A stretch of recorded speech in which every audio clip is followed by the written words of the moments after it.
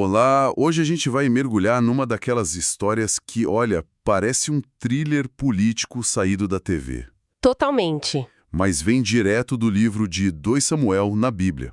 É uma trama de traição, um assassinato a sangue frio e, uma reviravolta que ninguém esperava. É verdade. A gente vai usar o próprio texto de 2 Samuel, capítulo 4, e algumas análises que ajudam a gente a entender o que estava rolando nos bastidores, né? Uhum.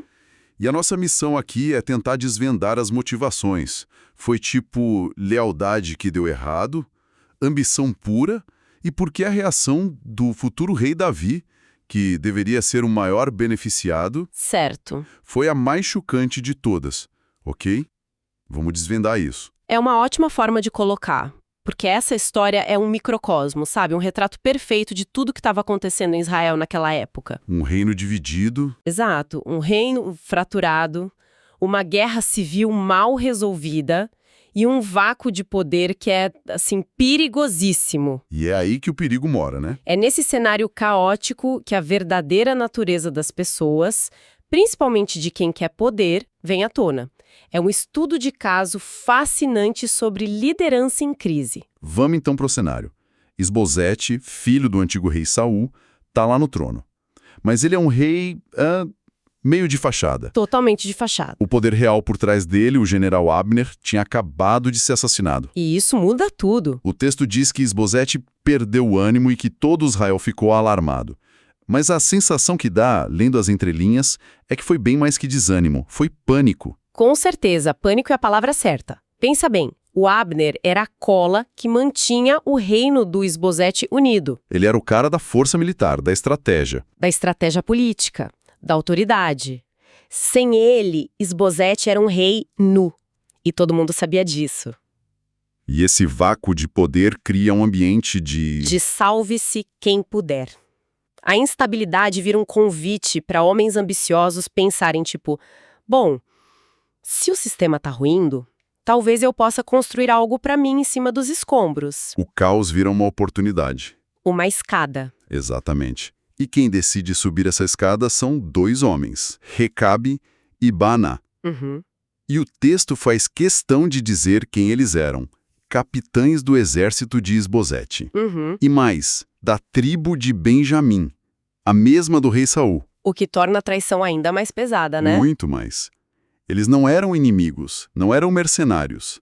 Eram da casa, homens de confiança. A lealdade deles deveria ser inquestionável, tanto pela patente quanto pela tribo.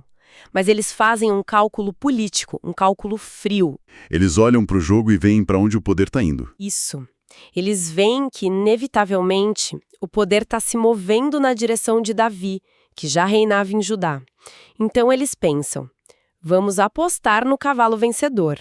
E chegar com um belo presente nas mãos. Exato, um presente valioso. E o plano deles é de uma frieza, assim, impressionante. Eles esperam a hora mais quente do dia, o meio-dia, quando Esbozete estava tirando a sua cesta. O momento de maior vulnerabilidade possível.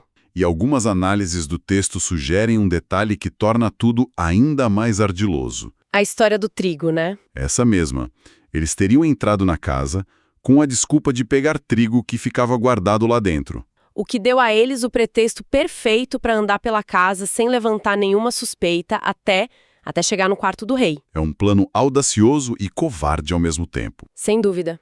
Eles entram, encontram o rei dormindo, completamente indefeso, Na sua própria cama. e o matam. Mas eles não param por aí. Não, eles o decapitam. Isso é crucial. A decapitação não era só para garantir a morte. Era um ato simbólico, um troféu. A prova do crime. A prova física irrefutável do feito deles. Era a garantia de que não ia ter dúvida sobre quem eliminou o rival de Davi. E com esse troféu macabro, eles começam uma fuga desesperada. O texto diz que eles caminharam toda a noite pela planície. O que significa atravessar o Vale do Jordão. Uma jornada de quase 80 quilômetros. De Manaim até Hebron, onde o Davi estava. Nossa! Dá para imaginar a cena. 2 homens correndo no escuro, carregando uma cabeça. Movidos pela certeza absoluta de que seriam recompensados, que seriam vistos como heróis. Que imagem poderosa. É. A convicção deles era total. Na cabeça deles, eles não eram assassinos. Eram, tipo, facilitadores. Acelerando a história. Exato. Entregando o reino unificado de bandeja para o Davi e, claro, garantindo um lugar de honra para si mesmos nesse novo governo. Eles não tinham a menor dúvida Nenhuma. de que Davi ficaria imensamente grato. E é aí que a narrativa faz uma pausa. Uma pausa que, à primeira vista, parece não ter nada a ver com a história. Ah, sim, o versículo 4. Isso. No meio dessa conspiração toda, o texto para e nos conta sobre Mefibosete, o filho de Jonatas, neto de Saul. Uhum. Diz que ele ficou aleijado dos 2 pés aos 5 anos, quando a ama dele o deixou cair enquanto fugia. Certo. Espera um pouco. Por que parar a trama principal para nos dar essa informação? Parece totalmente aleatório. Não é aleatório, é genial. O autor do texto é um mestre da narrativa. Essa interrupção é uma peça fundamental que ele coloca no tabuleiro por 2 razões principais. Ok. Qual a primeira? Primeiro, ele está nos lembrando que a linhagem de Saul não acaba com Esbozete. Existe outro herdeiro, o Mefibosete. Mesmo ele sendo deficiente físico. Mesmo sendo, ele ainda tem o sangue real. Ou seja, a questão da sucessão ainda não está tecnicamente resolvida. Entendi. Então, o primeiro ponto é que a ameaça da casa de Saul, por assim dizer, não tinha acabado. Mas Mas não é só isso. parece pouco para justificar a pausa. Tem algo mais aí. Tem, e é a segunda razão, a mais importante. O autor está plantando uma semente para o que vem depois.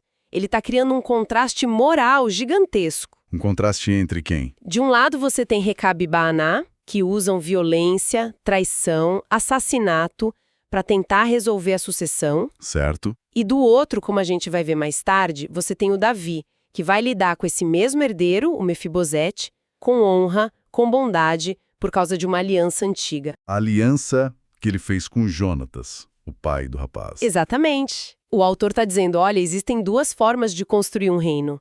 Uma é pelo oportunismo sangrento. A outra é pela honra. Vejam qual Davi vai escolher. Uau! Isso muda tudo. Não é um detalhe biográfico. É uma declaração de caráter. Fantástico. Pois é. Então vamos voltar para Recabe e Baaná. Eles finalmente chegam em Hebrom. Exaustos, mas triunfantes. Uhum. Vão direto falar com Davi, apresentam a cabeça de Esbozete e fazem um discurso. Aqui está a cabeça de Esbozete, filho de Saul, teu inimigo. Hoje o Senhor vingou o rei, de Saul e de sua descendência. A retórica deles é incrível. Muito calculada. Eles se colocam como justiceiros divinos, né? Totalmente. Eles não dizem, nós matamos teu rival. Eles dizem, o Senhor vingou. Eles se colocam como instrumentos de Deus. E usam a palavra inimigo. Para desumanizar Esbozete e justificar o ato. Eles estão embalando um assassinato por conveniência como um ato de lealdade política e fervor religioso. Esperando aplausos, terras, cargo. Exato. Mas o que eles recebem é a fúria de Davi. É o clímax da história. E é um choque. Um choque total. Davi não vê um favor, ele vê um crime abominável. A resposta dele é imediata e brutal. E essa resposta define o tipo de rei que ele vai ser. Com certeza. Ele estabelece um precedente. Ele imediatamente os confronta com um caso anterior, lá do começo de 2 Samuel. Ah, sim, o homem que trouxe a notícia da morte de Saul. Esse mesmo, o Amalequita, que alegou ter matado a Saul a pedido. Davi não o recompensou, ele o executou na hora. Davi está dizendo, vocês não prestaram atenção.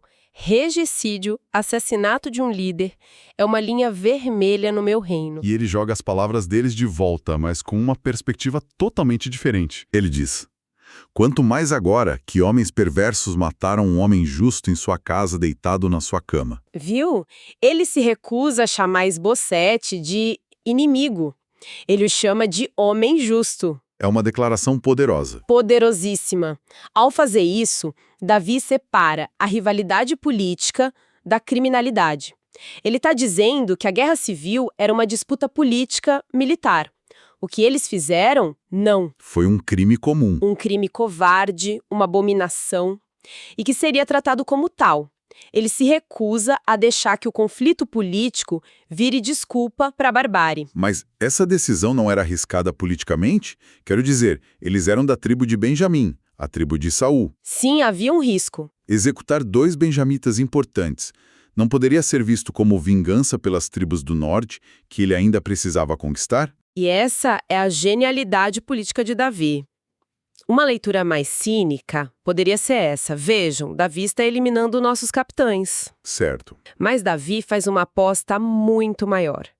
Ele aposta que a sua demonstração pública de justiça seria mais valiosa para unificar o reino do que tentar apaziguar a tribo de Benjamim. Ele está estabelecendo a marca dele como rei. Exato. E a marca dele é lei e ordem, não anarquia. Ele calcula que a maioria das pessoas, mesmo no norte, prefeririam um rei que pune assassinos a um rei que os recompensa. Então a punição que ele ordena não é só uma sentença, é uma mensagem. E que mensagem? Uma mensagem bem clara. Ele manda executá-los, cortar suas mãos e seus pés e pendurar os corpos à vista de todos junto ao açude de Hebrom.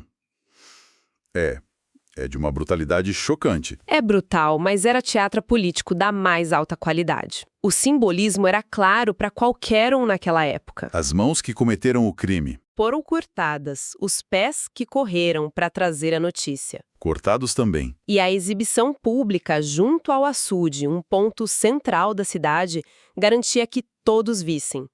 A mensagem era cristalina. Se você usar de traição para ganhar meu favor, este será o seu fim. Meu reino será construído sobre a justiça. Não sobre a conveniência de facas nas costas. Ele estava purificando a sua própria ascensão ao trono de qualquer mancha de cumplicidade. E a história termina com um gesto final.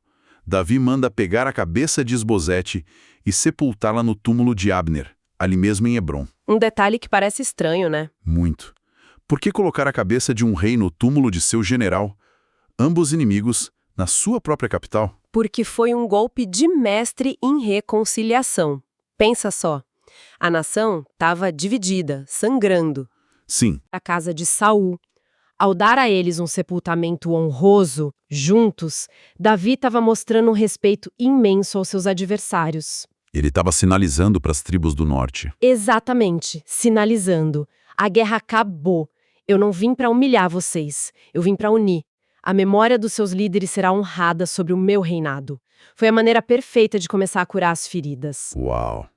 Então uma história que começa com uma trama sórdida de 2 capitães tentando subir na vida, termina com uma aula de como construir uma nação. Davi não só faz o que é moralmente correto. Sim. Mas o que é correto acaba sendo também a jogada política mais inteligente que ele poderia fazer. Exatamente.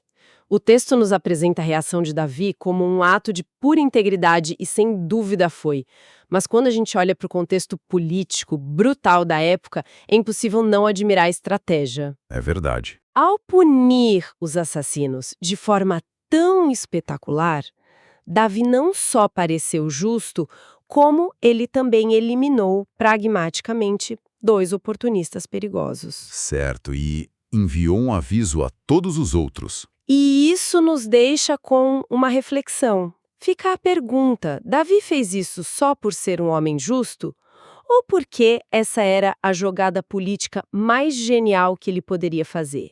Ou será que para um líder da estatura dele naquele momento, as 2 coisas eram, no fim, exatamente a mesma?